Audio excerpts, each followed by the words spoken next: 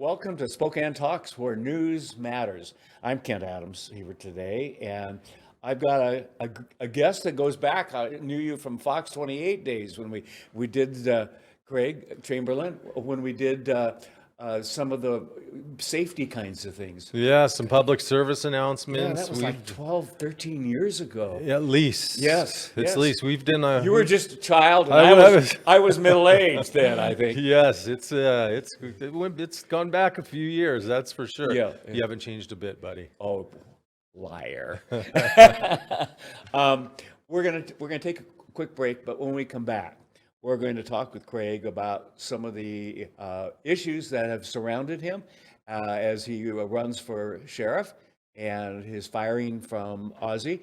And we're going to ask some questions to start with from the interview with Ozzie a couple of weeks ago, so you have a chance to respond, which is only fair.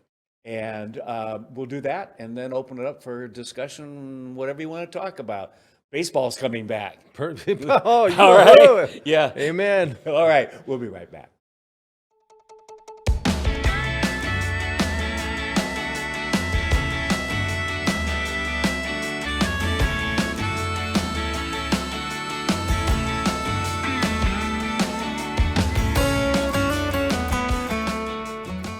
Hi, this is Larry Myers, normally at River Ridge Hardware, here at Peters Hardware, where I've been blessed to be able to buy it. Initially started in 1934 by Bill Peters, and I was blessed to be able to purchase that from the Peters family. Peters Hardware is located at 12118 East Sprague, enter off of Pines and First. We have all the quality home products that you need, including quality paint now, where we can match any color that you want. We're here for you for all your home needs. Come on by to Peters Hardware in Spokane Valley.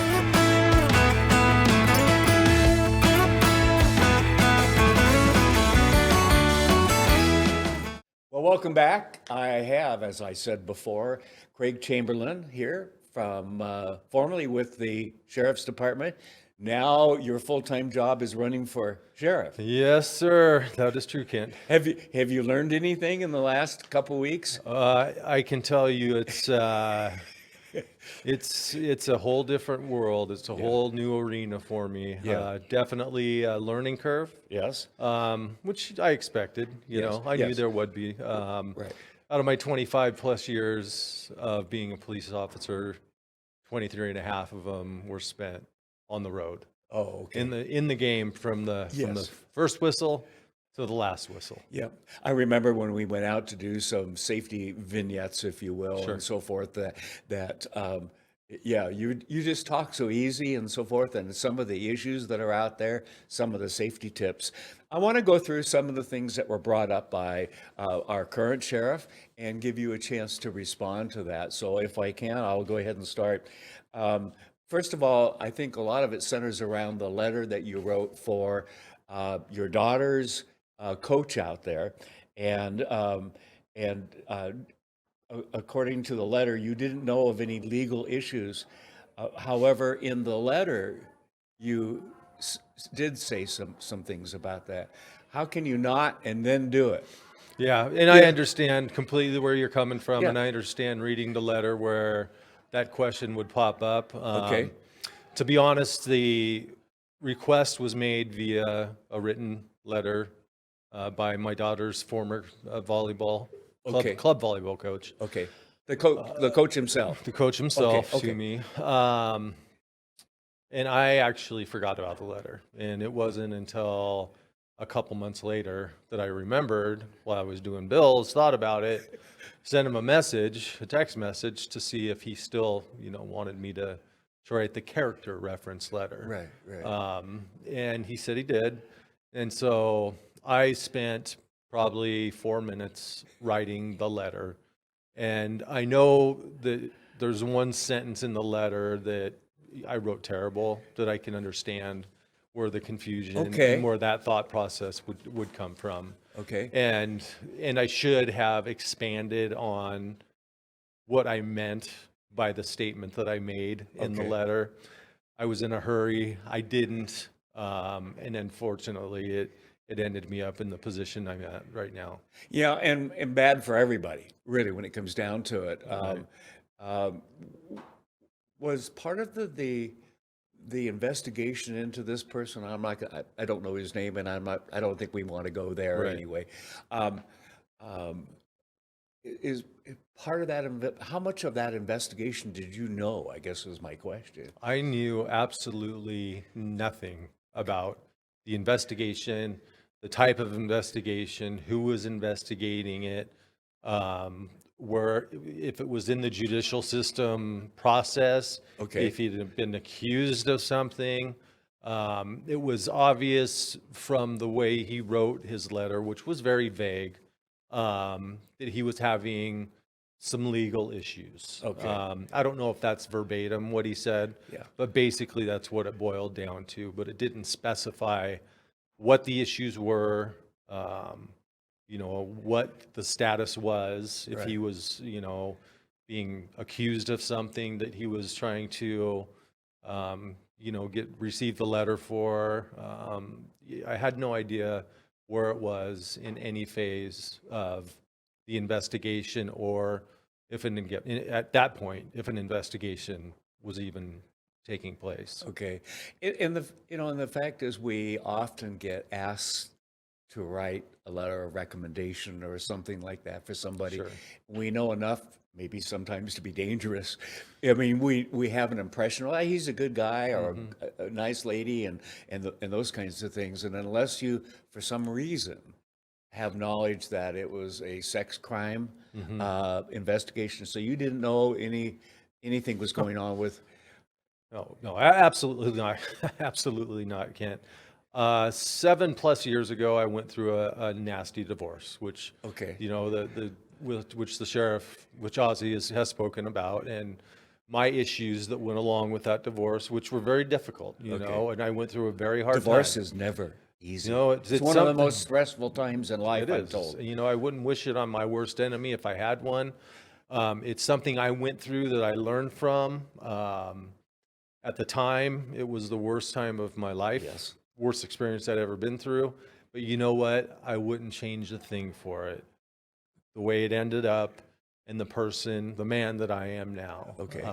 In what ways? I wouldn't- How has it changed you? I wouldn't change it because I could never imagine my 3 daughters and I, because you have to understand, going through the process over about just over 7 years ago, after I dealt with, issues that I was dealing with a divorce that I did not have scripted in my plan for life. This is a woman I had been with for 19 years. Right, And right. married to for 17 years. Right. And so, what I said I do, It's I did. the last thing you expected to I have did happen. forever. Yeah. So after I dealt with my issues, my attorney said about 2 months into the divorce issue, the back and forth to the office, my attorney told me that we were going to go for custody of my then young teenage daughters. Okay. My youngest, I believe, was just turning 13 okay. during that time.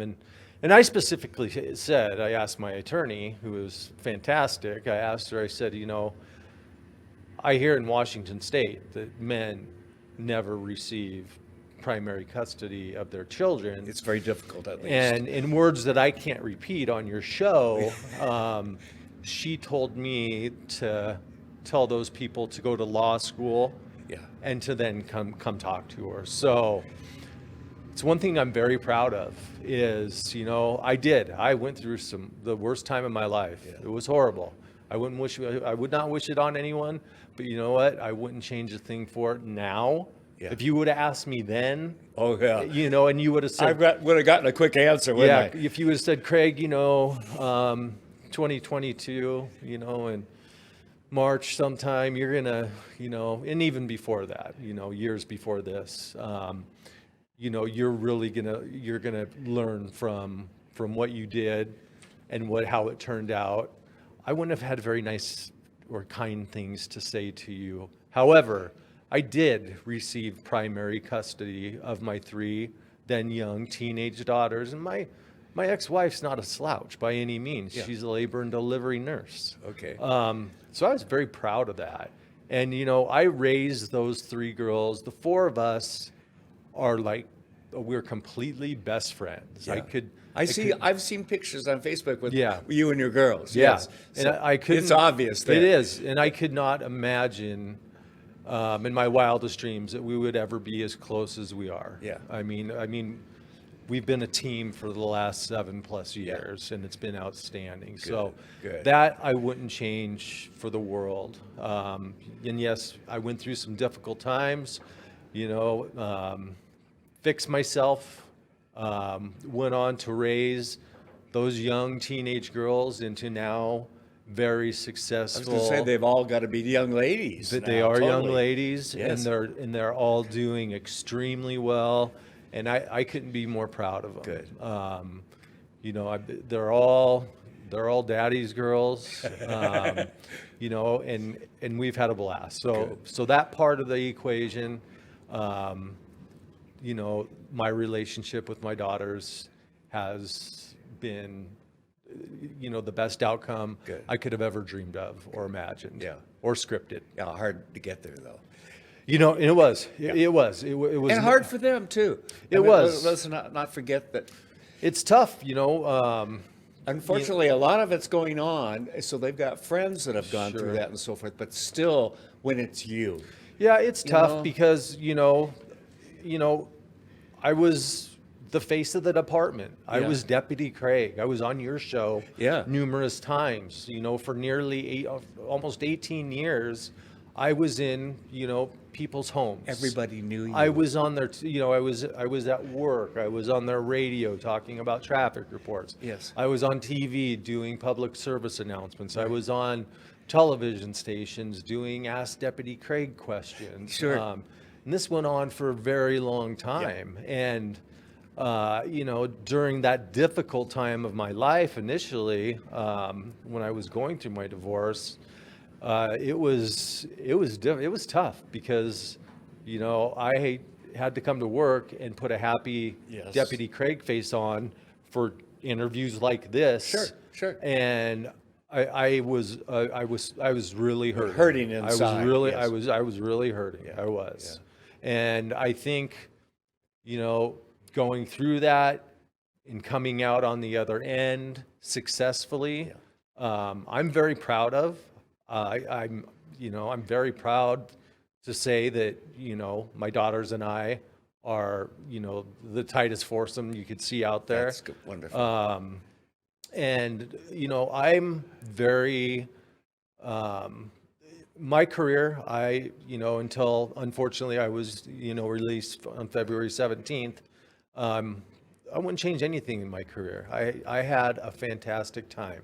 You always looked like you were enjoying what you were doing. Love what I'm doing. Yes. I love to be able to take the younger men and women, especially because for me, I chose, there's a couple ladders. You can take a managerial ladder, or you can take a ladder where you stay on the field.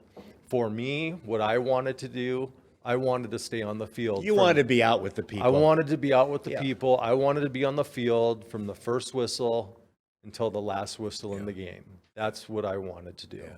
Wow. I'm glad to hear about you and your 3 daughters. Oh man, And the light of my life. I see And you smile. It's Yeah. just but I'm betting it also teaches you a lot, or has taught you a lot about what other husbands and wives are going through with the divorce. It's not easy. It's Because we've all I sat with a friend in Los Angeles Mm-hmm. before we moved up here and went through his divorce. I had to tell him some things that he didn't know, and it's like, okay, we're having lunch camp before we go to court, and I'm having a second drink. Okay. Yeah. I mean, we've all had Right. friends, and if we haven't Right. experienced it ourselves and so forth, it's not easy. It's not, and it for me it was pretty. It was interesting. It was a different dynamic for me because I have empathy and had empathy, for people Right. going through situations like that because I understand where they're at up here Yeah. and where they're at and how bad they're hurting right Yes. here. So I can put myself in their shoes. Right. And I can talk to them. And like I tell the younger recruits or the younger deputies, the younger men and women, the secret, especially in our profession nowadays, which is not, I mean, let's just face it. The reality is it's not the most sought out profession. It's a lot about survival. Out there. Yeah. I mean, 25 years ago, there were hundreds of people testing for 2 or 3 positions. Right, right. It's not remotely close to that, like that now. Oh, I'd love to spend a couple hours talking with you about that because we know some of the reasons why all of that is happening, and it's shameful. It is. Okay? It's unfortunate. It is unfortunate, but then again, sometimes you do see things on a national scale, and as a police officer, you scratch your head, and you're like, the problem is you don't see the 10 minutes leading up to it. No. You just see that The incident. the moneymaker, that 10-second snippet. But you don't know what led up to that. Yeah. And if you saw, you might go, wow, that officer, that deputy, that trooper, they had a lot of self-control. I was gonna I say, wouldn't have been able to last. I don't know how many times I've said, I just would have shot the damn guy. Yeah. You know what I mean? And At some point, and it's I wouldn't funny- have taken the abuse. And it's funny you say that you bring that up. I mean, I know that you're joking around about the shooting thing, but I don't know one officer, one deputy, or one trooper that has ever wanted to go to work and get in a shooting. No. Ever. No. It's the absolute last thing. And Yes. I am so fortunate in my 25 plus years, I was never involved in a shooting. I'm so thankful for it. Wow. Because I ask people when I'm talking to them that, know a little bit about law enforcement, basically what they see on TV. Yeah. I ask people, I say, what do you think our biggest weapon is? And they're like, your gun. Your gun. It's hands down your gun. No, they couldn't be further from the... Probably talking. This. Yes. Your mouth. Yeah.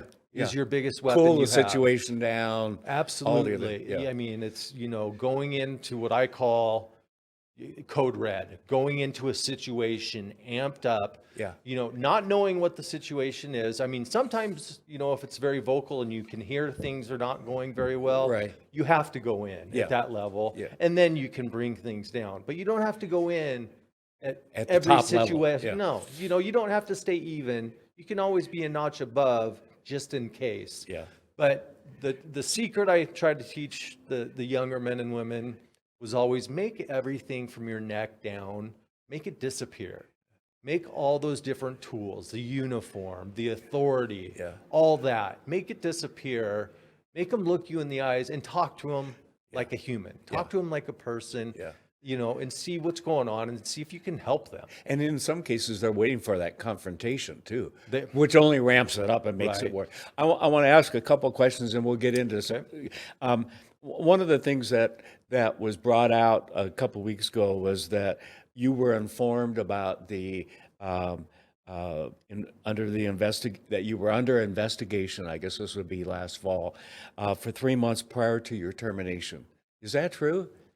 I don't know the exact time frame. Okay. And I don't have the dates written down. So, if that's what was said, then I have no reason to. Were you offered an opportunity to resign versus which would be much easier for you now? Yeah. But Well, it went it went in this last investigation. It went a couple ways. Initially, I was told by my union president that I was going to be fired. okay. So I brought my vehicle and all my department issued equipment to the police station, Okay. to the Valley Police Station, Okay. because I was told you're going to be fired. And when we got there, it was, well, you're going to be offered the opportunity to either resign or be fired. Okay. And then I don't remember how the transition, because it's been a little while, Yeah. actually took place. Well, there's a lot going through you at that point too. I can only imagine. There's a lot. There's Yeah. a lot going through me. But then it changed to I'm not sure from the sheriff, from my association rep saying that the sheriff was not sure what he was going to do. Okay. And that was the last meeting prior to the final meeting where I Okay. was terminated. Okay. So you had that meeting, then you had another meeting later? Yes, the final meeting where I was terminated. Okay. Yes. Uh,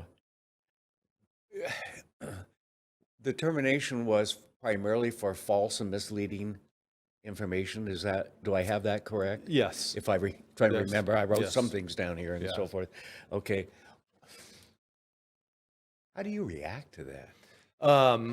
It, That's pretty strong. it's very You know? strong, and to be quite honest, I take it personal, and I take offense to it because, like I told you before, I'm a father Yeah. that had primary custody of 3 young teenage girls who are now young, outstanding young adult women. Yeah. When I found out what the coach was being investigated for, I just my stomach just dropped. Yeah, I can only imagine. Um, Yeah. Had no idea. Yeah. At that point in time, some time had lapsed. So there was rumors. Out of sight, out of mind. There was rumors. There was speculation. Oh, okay. Okay. I guess it was there would pretty- be. Yeah, because she played on the same team with the same base group of girls Okay. for 2.5 seasons. 2020 was a half season for COVID. Yeah.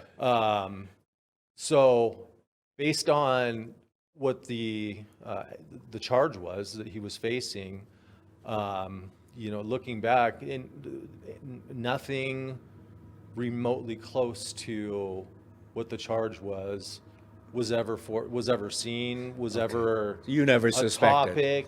No. In club sports is almost 24/7, 365, and it's a lot of one-on-one. Yeah. And it was something that was never brought up in 2.5 seasons. It was what You would think you might pick up something. there was nothing. There was Yeah. never a topic. There was never anything that made the hair on any of the parents, Okay. including mine, made the hair on the back of our neck stand up Okay. whatsoever in the least. It was the absolute last thing I could have imagined. Because I can't imagine if you suspected something that as a father you wouldn't take some kind Well, of act. and- Forget that you have a legal background and an Right. officer background. You know what I mean? Yeah, let's just. I mean, let's face it. We would Well, go into overdrive, wouldn't we? well, let's just look at some common sense. And being a parent, number one, being a law enforcement officer, if I were hearing, that, and this was speculation. This is people, speculating. Well, I haven't heard anything, but is this what happened? Is this what happened? I didn't interject myself into anything. Because they're all rumors and speculations, Yeah. and that's not unheard of. Yeah. No one knew. I never knew anything. I did verify because I wanted to make sure that the letter was legitimate before I responded, that there was an investigation, and found out that there was an actual active, I shouldn't say active, but there was there was an investigation. This before you wrote the taking letter? place. Yes. Okay. Yes. And people have asked, well, because I call our sex crimes unit, okay? Okay. Because I'm thinking, there's these rumors going around, 18, 19-year-old girls. None of the parents of any of the players for 2.5 seasons have seen anything. Certainly I would have heard something. Yeah. Yeah. And it's just, like I said, common sense took me down that road to see, okay, is there something going on? Yeah. Did I know what? No. Did I divulge in and find out who the Spokane Police Department detective or officer was? Okay. Conducting the investigation was? No, I didn't. And based off what the coach wanted, there was never anything inappropriate. Oh, okay. Never anything that, got my attention. You think your daughters would have said something, or daughter? My daughter would have said something in Yeah. a heartbeat. Okay. Any of the players on the team. So none of would have those said bells went off. nothing. Nothing. My daughter's only known me as a police officer. She would have. She would have told me in a heartbeat Yeah. if she knew something or heard something. And nothing. I mean, there was nothing. It was all speculation, all rumor. Fact of the matter is, if I knew then what I know now, would I have written the letter? Absolutely not. Okay. No, I would not have. So that's Okay. clear. That's loud and clear. It's loud and clear. Yeah. Without hesitation. Of course I wouldn't have.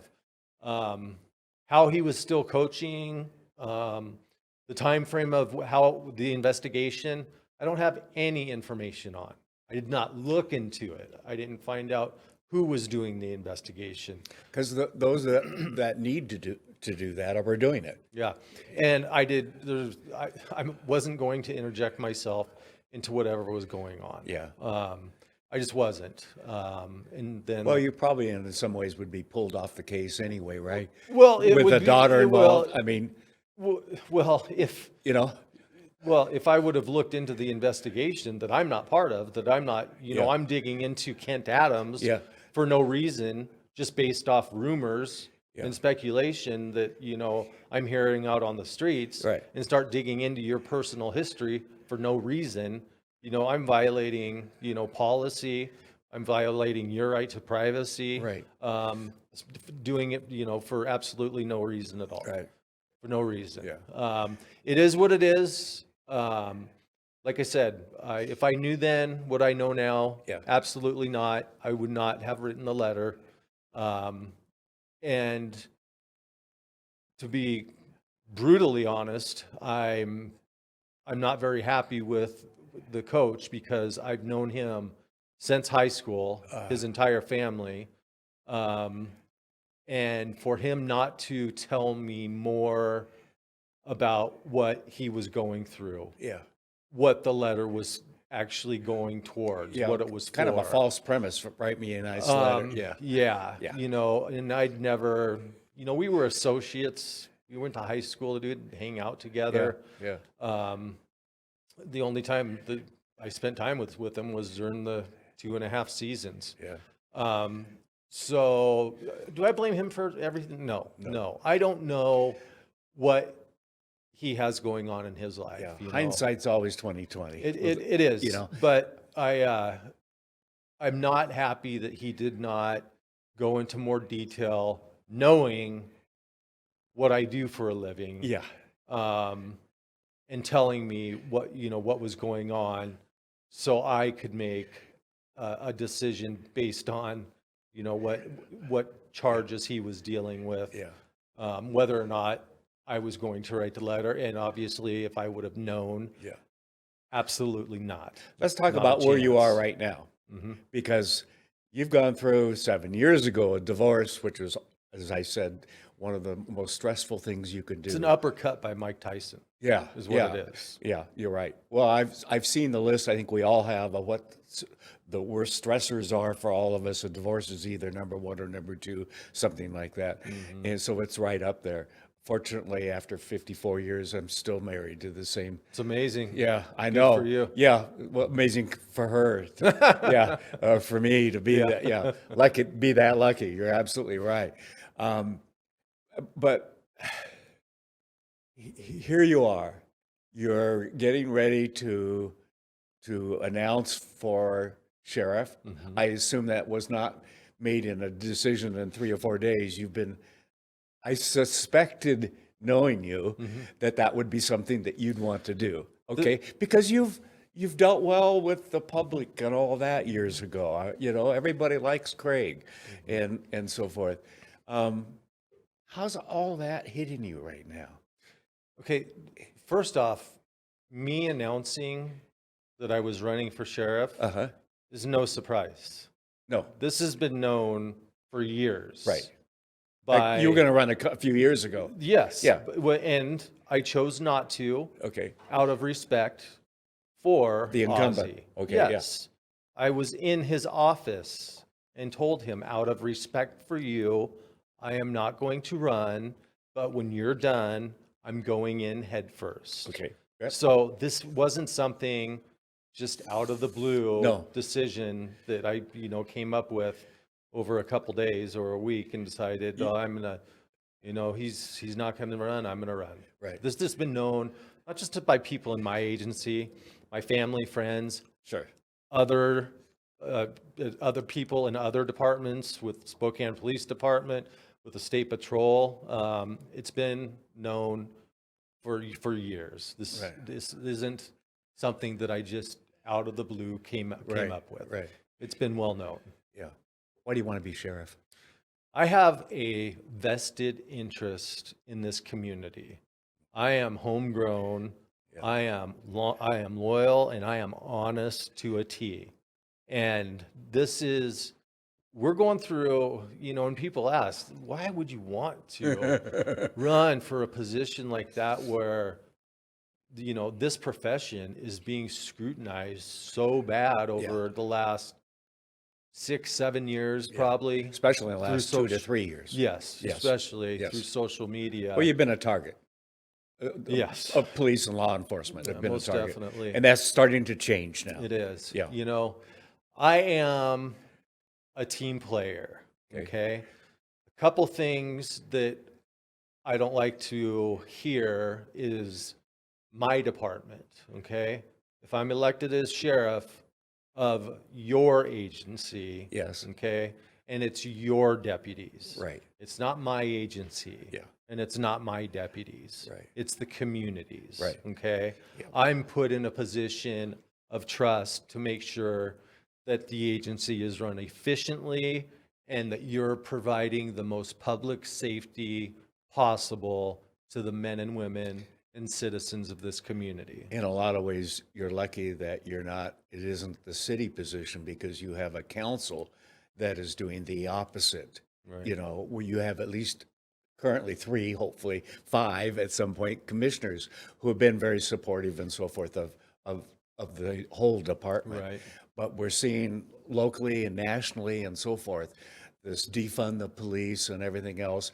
Part of the blame, honestly, are on the judges and so forth too. What was it the other day that someone's window was broken? It was the 225th break-in on the streets for this guy, and he's out the next day or that day. Yeah. And that, There's got to be well, consequences. and that kind of leads me into probably something you were going to get to in a couple minutes. Okay. But since you brought it up, I'm going to hit you with it now. Yeah. I have 3 main issues of concern for me, and I'm going to tell you what those Okay. are. Okay. We have a mental health issue. Yes, we in do. our community. Yes, we do. And we have taken steps. We have therapists that ride with 7 combined with the sheriff's office as well as Spokane Police Department. Okay, great. Is that helping? From Frontier Behavioral Health, they're outstanding. Okay, They are. okay. They are. They free us up on the calls that, maybe not so much a suicidal call. Those type of calls, you do want to have extra people there. Well, you want to have an Just in expert case. who can help with that. Yes, yes, but you're those- not trained in mental health. Right. Yeah. The therapist, it was a fantastic idea Okay, to good. put those That's folks good to out know. there in the cars. Because they take the load off some of the less dangerous type mental health Yes. calls. Yes. To where, it may be a situation where Of getting them help. exactly. But more times than not, you do want to have an extra unit just in case. Yes, yes. Because nobody has a crystal ball, Nope. and things happen in a split second, Yes. and you need to make a decision on what you're going to do in that Right. split second. Wow. So mental health issues, the homeless population. Yes. Okay, that's and these aren't in order of importance. No. These are just my 3 topics that Yeah. are great concern Yeah. to me. Again, we have a city council that does nothing but point fingers. Well, and hold that thought, because I'm Okay. going to get there. Oh, okay. The homeless population. Yes. And which is made up of mental illness and It's- drugs. It is, well, and you are just, did you read you do have a crystal ball. Well, I The kind of homeless stay up on what's going population, on, you too. do. Yeah. And my third issue and my third talking point is criminal activity / drug usage. Yes. So those are three separate topics, but the reality of it is a couple things. Yeah. For one, those things branch off and eventually they all come back together Yeah. into one single ball. Yeah. They're all interrelated in some way, Yeah. shape, or form. Are there people with genuine mental health illness that were born with it? Absolutely. Yes. And the majority of those people, in my experience, Yes. are either in group homes, Yes. or they're at a facility like Eastern State Hospital, right. Or Western State Hospital. However, I can Or the say, state legislature. or, Sorry. or- Sorry, you just... you said that, not me. You set me up on that. You No, said I'm that, kidding. not me. Yeah. You know, but you know, unfortunately and sadly enough, the mental health issues that we deal with on the street with people, with folks that are also more times than not homeless. Yes. Um, And using drugs, And- too. more times than not, using drugs. And the last time I checked, buying cocaine, buying heroin, buying Mexies, getting these drugs with this extremely dangerous chemical called fentanyl, Yes. which scares me beyond. Should scare everybody. It should. Yes. Because it does not take the stories I could tell you about. Yeah. One in particular that stuck with me months ago. It was a young girl in her 20s, and I was taking her to jail for a drug warrant. And I was, I like to talk to these people. Right. I like to communicate. Calm them down, too. Yeah. And I like to treat them with respect until they dictate Otherwise. it's time not to be treated with respect. Okay. But I like to have conversations with these people, especially, with all of them. But with this girl, she was homeless, and she was a drug addict. And her addiction was heroin. And I'm like, do you know, how dangerous it is? And she was young. She wasn't even 30 years old yet. And she's like, absolutely. She's like, I've been out 5 times. I'm like, okay, what do you mean out? She's like, well, they were laced with fentanyl. I was dead. I said, is that not enough to make you utilize resources that are available to you to help you get off that addiction, Yeah. to get away from that addiction? She said, nah, not really. I love it. I'll probably never stop. She said, one of the times I got lucky because I came back to on my own. She said, however, the other 4 times, luckily, I had friends with me that had Narcan that were able to bring me back, which you can buy over the counter now. So, okay. So the number of overdose deaths due to drug usage, I don't think it's nearly as high as it actually is because of the fact that these folks can get Narcan. Yeah. Hopefully, like for one of, an officer or deputy, towards the end of my, prior to February 17th, the days of me looking through small little canisters, anything like that, those days are gone. Those were done. I'm not going to risk, especially if I'm alone. Yeah.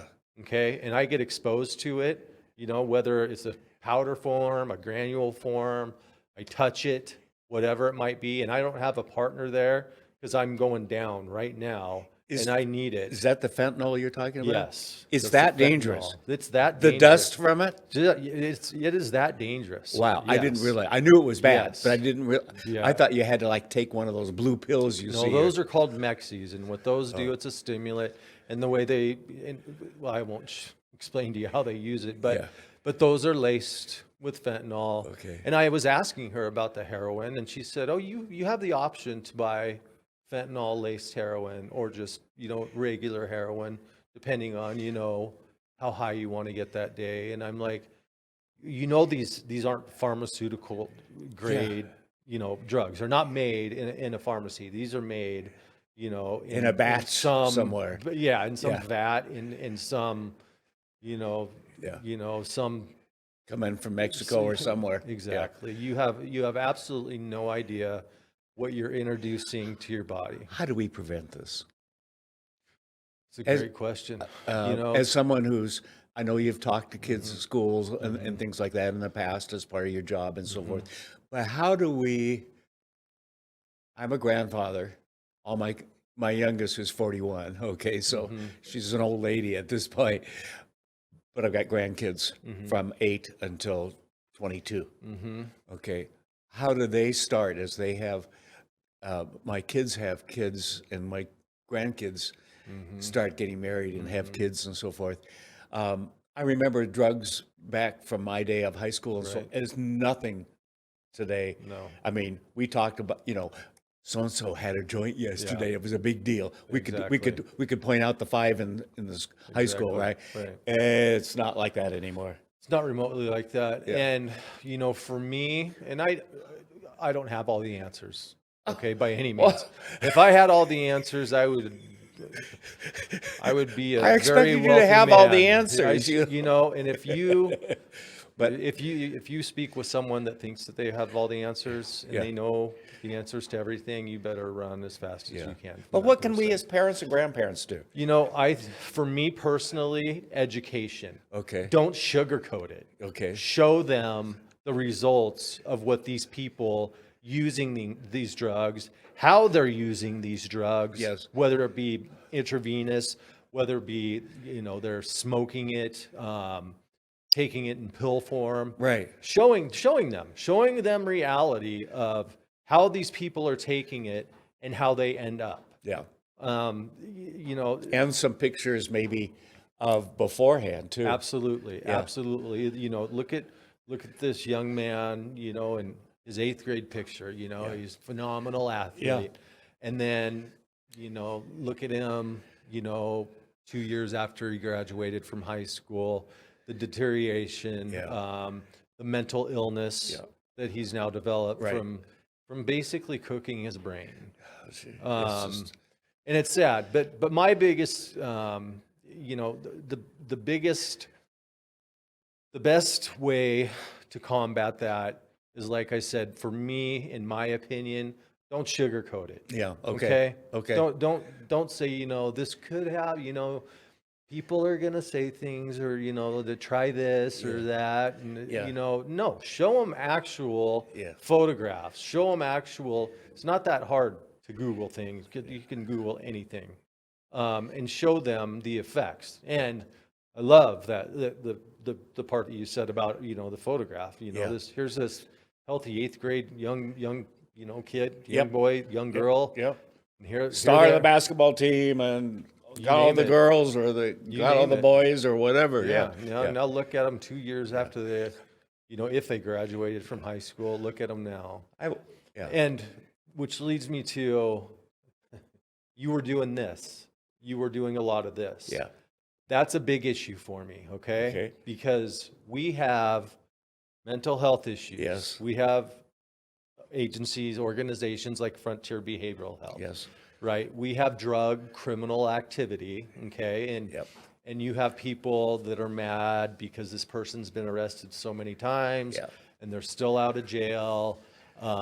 You have the homeless population, you know. Why aren't you, you know, giving them somewhere to go? Why aren't you taking them somewhere? Well, there are facilities, and if they're But it's not just an overnight stay and a hot meal. No. That doesn't solve the problem doesn't. except for the moment. It doesn't. And unfortunately, we're duct tape. Yes. But then it branches off into the judicial system as well.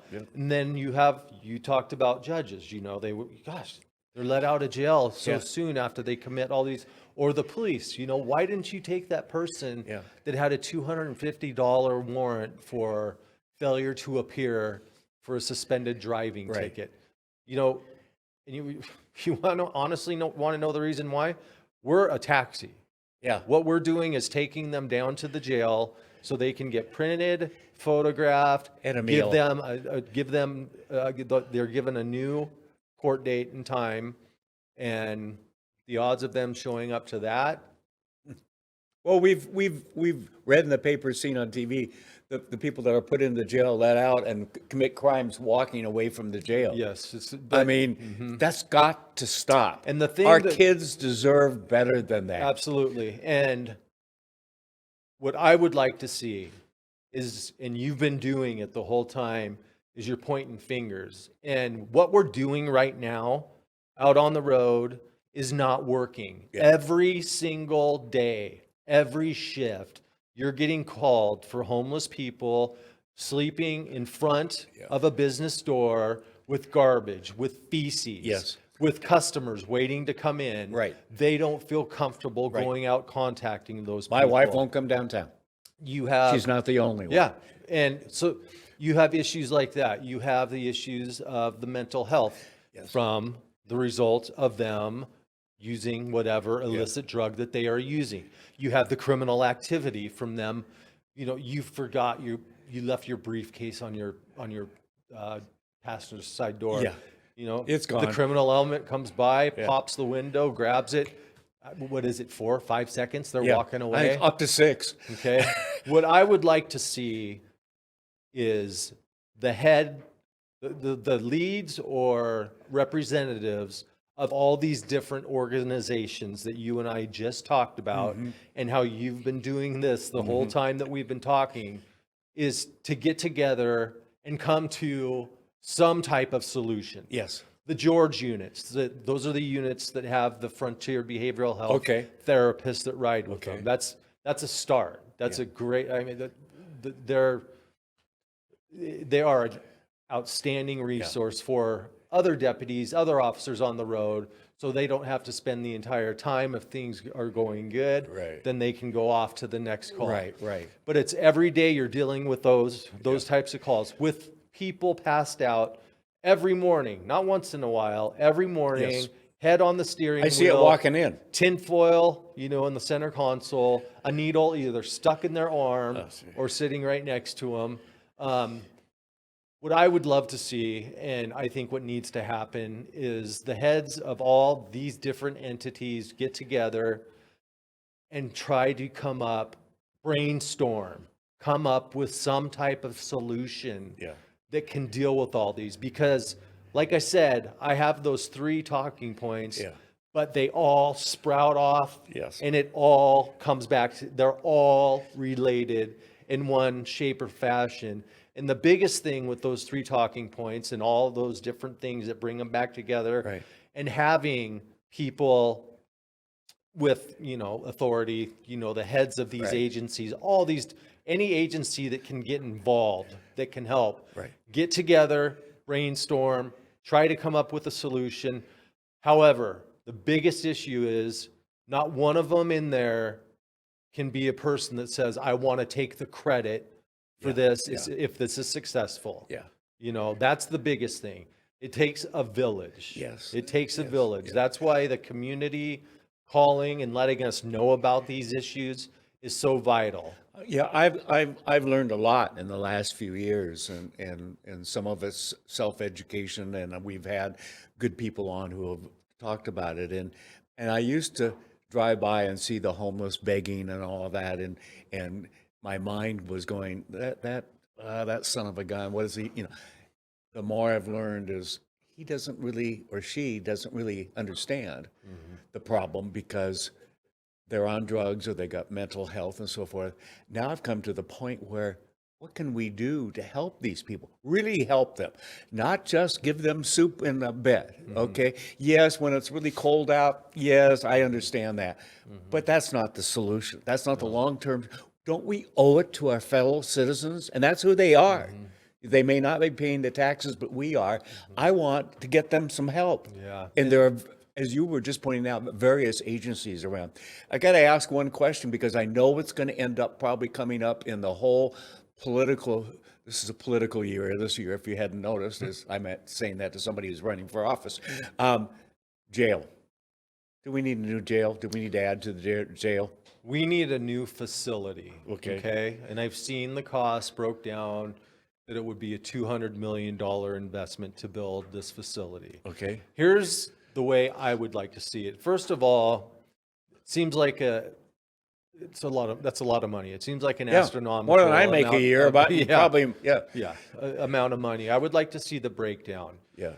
In a perfect world, I would like to see it run as a jail, however, focused on mental health issues with people with mental health issues. That means that there would have to be people They get help right away. People from those different organizations like Frontier Behavioral Health, physicians, people that can actually, go in there and they can, decide whether or not, through the transition phase or through the triage phase, if they have legitimate, mental health issues, if it's drug related.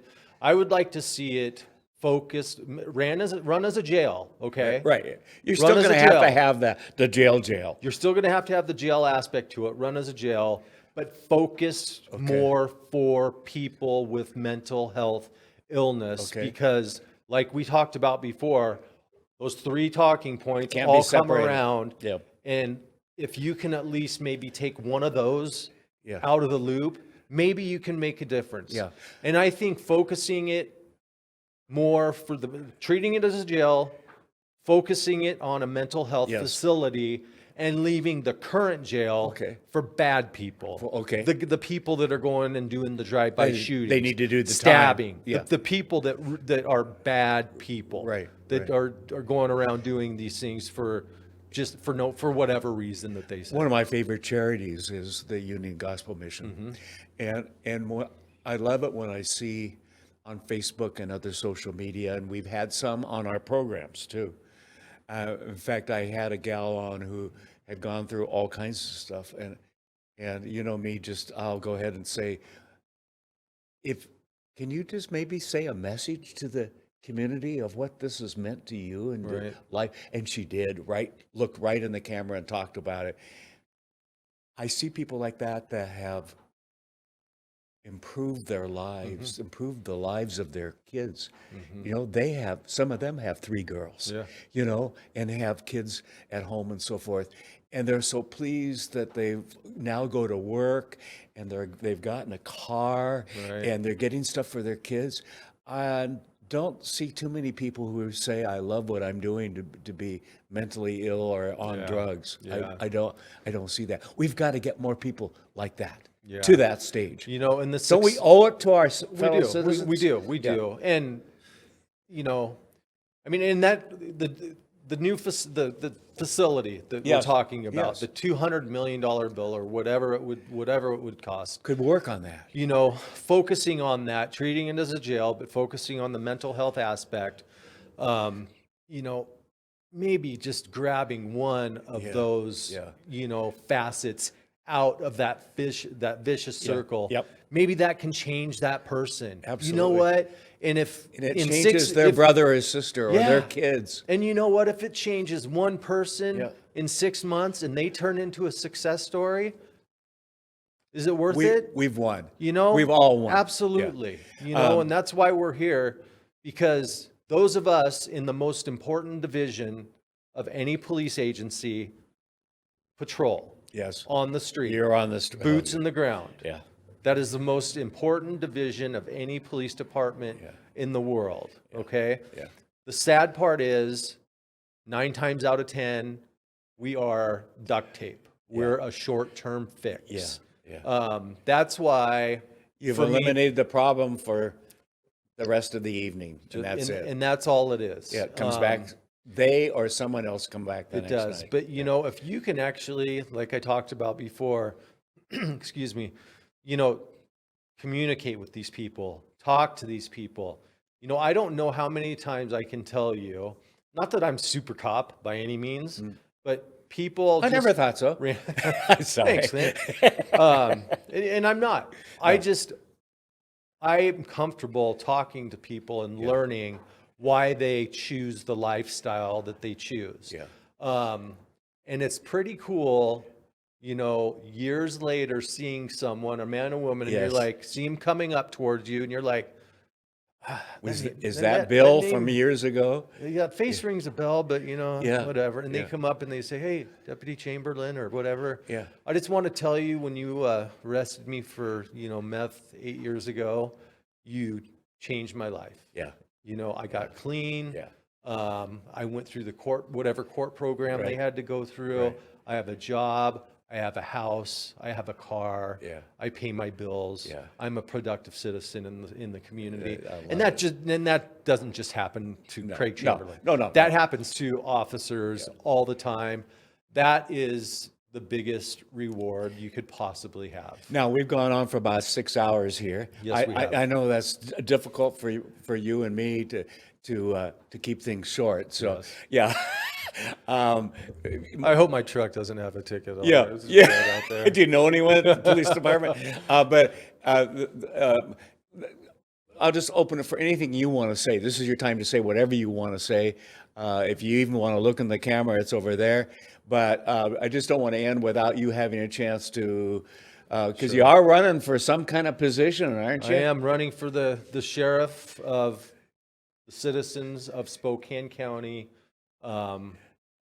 I have, like I told you before, and we pretty much have went over Yeah. everything that's important to me. I have a vested interest in you as the citizens of this county, of you being able to go out to your car, come home at night, and feel safe. Yeah.